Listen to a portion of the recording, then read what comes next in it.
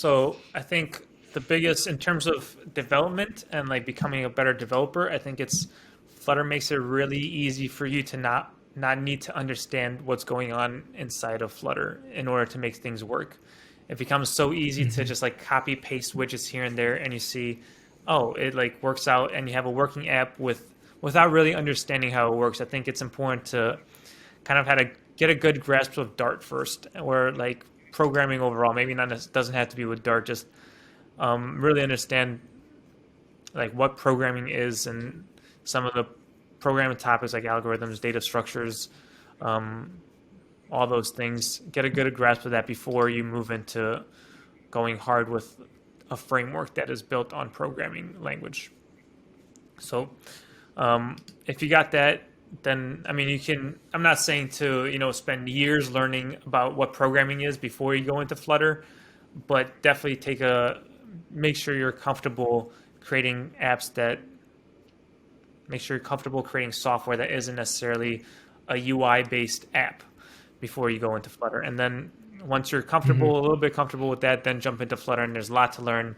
Try to actually understand the stuff before um, building like huge apps, because like not understanding state management was I built my first app without using state management, and I had to like redo it because I mean it was a big app with lots of moving pieces, and I was just passing along the state. Like I wasn't even using an inherited widget, I was just passing it along everywhere, and it was just really messy. So I think understanding those topics, at least doesn't don't you don't have to understand every single package, but like maybe just pick one, even if it is provider, which is a recommended one. Just get a good grasp of how it works, how to lay out your apps, keep things organized, and all that stuff. And hopefully, you can build good projects with that.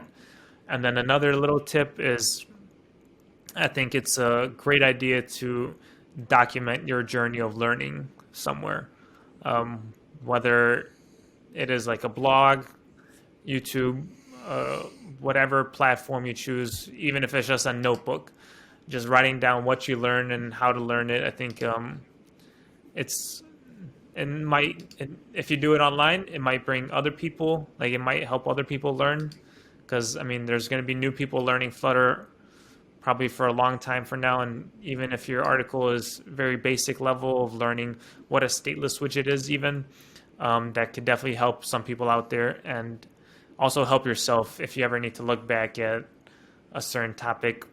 You can have a good reference and teach yourself about it.